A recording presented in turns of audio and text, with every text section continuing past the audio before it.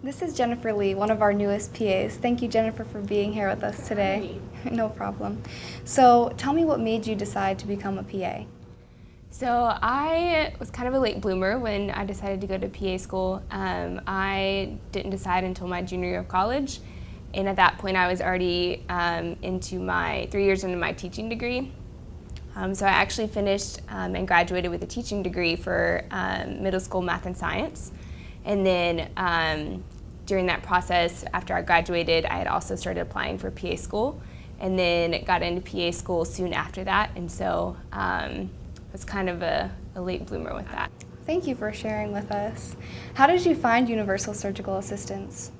So after I got into PA school was 2 years. Around June or so, before I graduated in August, I started applying to a lot of different jobs, just kind of online applications, and even sent out my resume to a few different recruiters, just to kind of help make the process a little bit easier for me.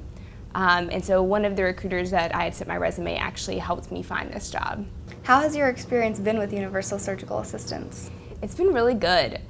It's my first job is out of graduate school, and I've been working now for about 9 months, and it's been really challenging but really helpful at the same time. There's a lot of things that coming straight from school that I didn't have the experience that other PAs have had. And so I've had to learn a lot, but it's been, the doctors that we work with here have been very helpful and very teaching, and are just very encouraging in our learning. Great. So if you could just tell me a little bit more about how Universal is modeled differently than your typical PA position. Most PAs out of, once they graduate, they usually apply for a job specifically with one doctor or one or two doctors. And so they work hand in hand with that doctor always. They go to clinic with them. If they're in surgery, they do OR cases, and they also round to the hospital for them. Universal Surgical is a little bit different in that we don't really do clinic.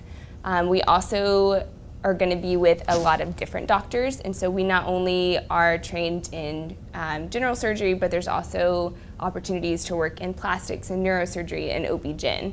So we're able to kind of dip our feet into all the different aspects of surgery instead of just specifically with one doctor.